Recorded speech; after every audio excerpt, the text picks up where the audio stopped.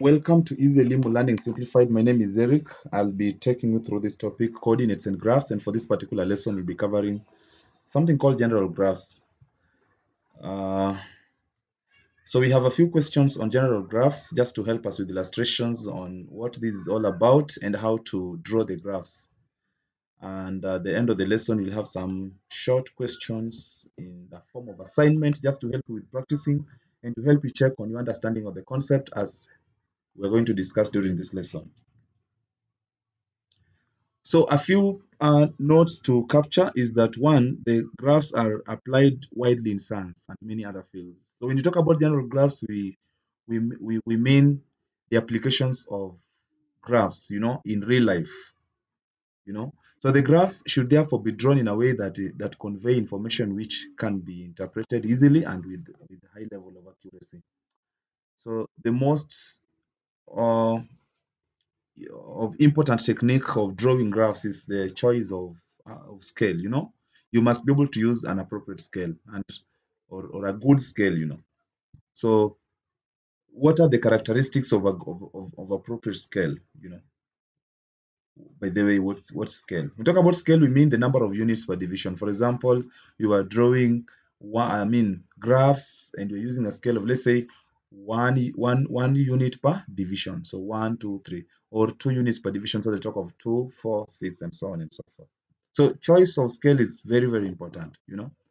So a good scale is one which uses most of the graph page and enables us to plot points and read off values easily and with high level of accuracy. So it should best practice is that when you draw a graph, it should cover the better part of the page, like more than half of the page. You can't just be drawing a graph, for example, on this page, this is the page, and then the graph is just, you know, you have a page, for example, this, and then the graph is just covering this. That is not a good graph. Maybe it should go even up to past half. It's not bad. So we are going to see what you need to do to make sure that that is done. So mistakes to avoid is that giving tiny graphs, of course, that you just have a page and then you just draw something like that. No, just draw something that covers. Again, it should not go past the axis. The axis is here and this one, then you just draw something that goes past the axis. No, it should not be too small, neither should it be too big. So the graph should be able to accommodate all the data in the table. And again, it's good practice to label your axis when you're drawing the graph. Like previously, you're drawing a graph of y against x. Now, this y and x are going to have representation in real life. If you can give the title of your graph, the better. Though we don't focus so much on that when it comes to math. But it's important that if you can do that, the better.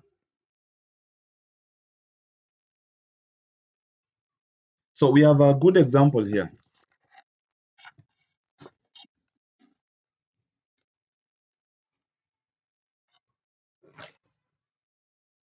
So a man, the application here is that we have somebody whose name is not mentioned, walks for 4 hours.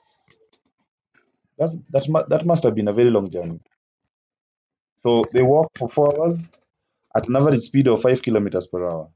The table below shows the distance covered at given times. So you are supposed to represent this information on a graph. So how do you go about it? How do you go about it? So one, you have to study the table values and check whether you have negative values or not. Like if I look at this, I don't see the negative values, so I will not plot the negative values. So I will just draw the axis at the margins. That's what makes this different from what we did when we were just talking about x and y axis. So that is the vertical axis. And then I'd also draw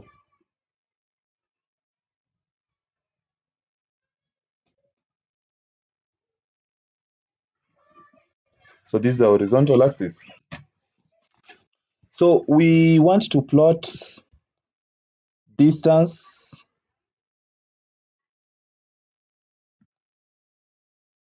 or time against distance. So I'll do time in hours against distance in kilometers. Yeah. So we want to use an appropriate scale, number of units per division, So how will we do it? So vertical axis, I know I'm going to plot time. Just starts from 1 to 4. So scale in this case, I will do 4. I divide by the number of units I have here. 1, 2, 3, 4, 5, 6, 7, 8. Let me divide by 8. So what is this? 0 point. So it means each division, for this to be a good scale, each division should be 0.5. So 0.5, 1, 1.5. So I'll just use 2. If you multiply this by 2, so I'll do 0.5 by 2. So this 2 means 2 divisions. What do I get? 1. So 2 divisions represents 1 unit.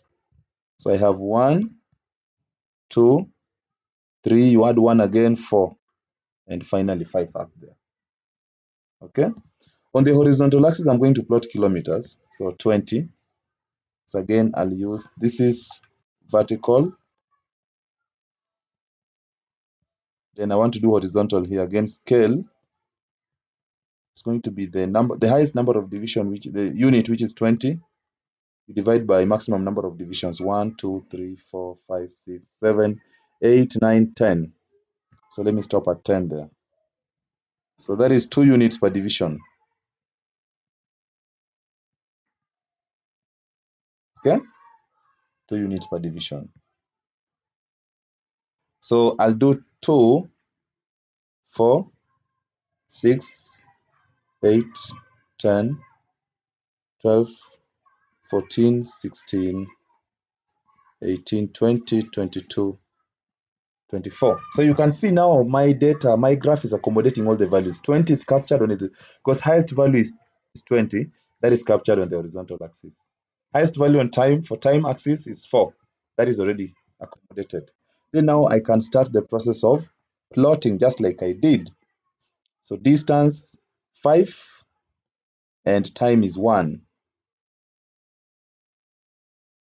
That is here. No, it's not here. 5 should be somewhere in between 5, 4, and 6. So it should be somewhere here. Then distance 10 kilometers, time taken is 2 hours. So 10 kilometers, time taken is 2 hours. Distance 15 should be between 14 and 16. Then time taken is 3. See? Distance again is 20 and time taken is 4.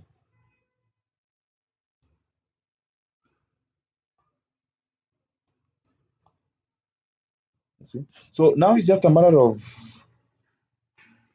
joining.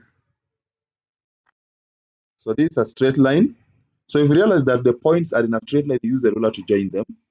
Otherwise, you'll just draw it freehand, drawing a smooth curve. But this is a case where the points are in a straight line, so you just join them using a straight line.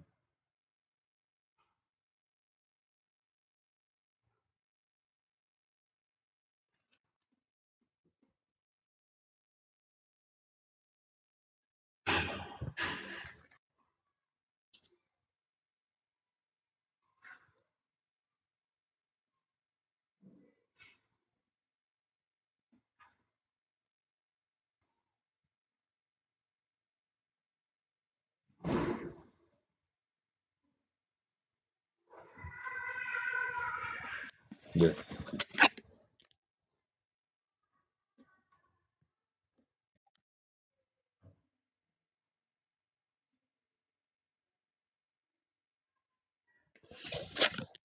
Okay. So that is the graph that we are expected to draw. So that is the graph of time versus distance.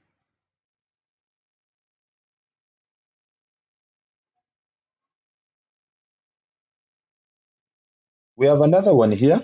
Again, if you look at it, there are no negative values. So I'll just draw my axis. Vertical axis, I will just draw it here.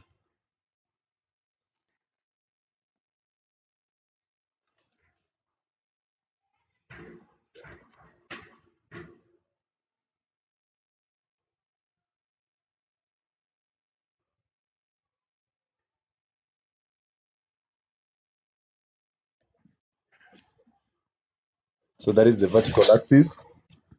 Then I also draw the horizontal axis.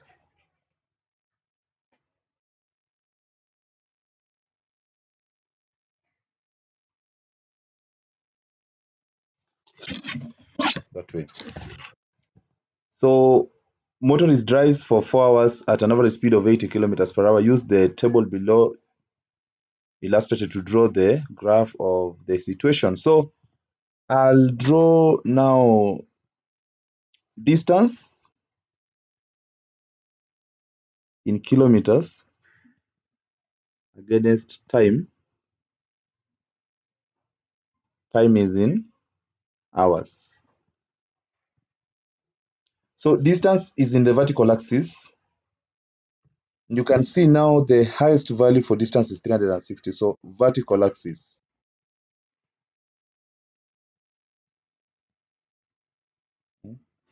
Scale will be given by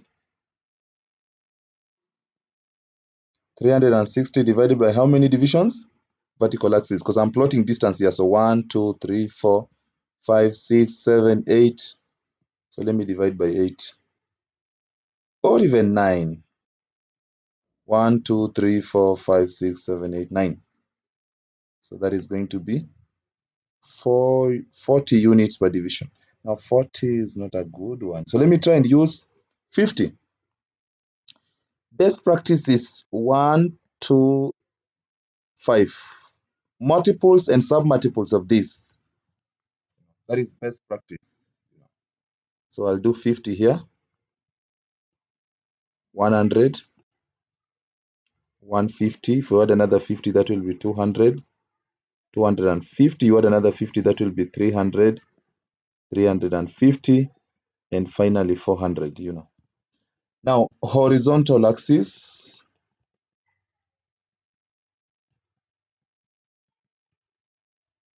Scale will be given by, what is the highest value? 4. So 4 divided by 1, 2, 3, 4, 5, 6, 7, 8. Let me even divide by 8. So what do I get? That is 0.5. So if I take 0.5, I multiply by 2 to mean two divisions. That will be 1. So I have 1 here, 2, 3, 4, 5, 6. Then now I can start the process of plotting. So the first value time is 1, and 1 goes up to 80.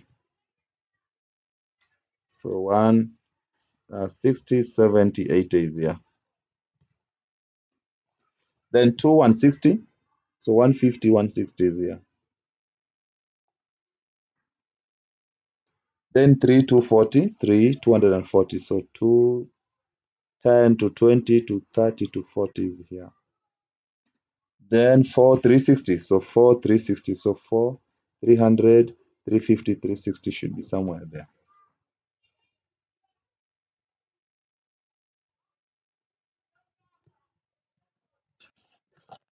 So you can try and join them if they're in a straight line. If they're not in a straight line, you don't use a ruler. So you can draw them freehand. So you join them this way.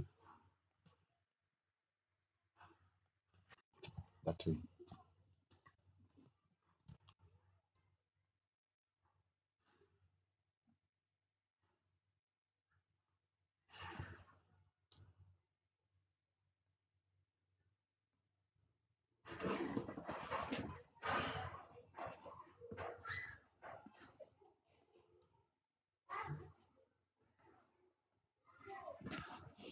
Yes. So if they're not in a straight line, you join. You draw something called a smooth curve. Yeah, a smooth curve. Just freehand smooth curve, something like that. But if they're all in a straight line, just use a ruler to draw them. So we have a few questions here to help you with practicing on what you've been learning. Just draw the curve, and then from the curve, you should be able to answer the questions that are asked thereafter. Otherwise, that marks the end of the lesson. Until next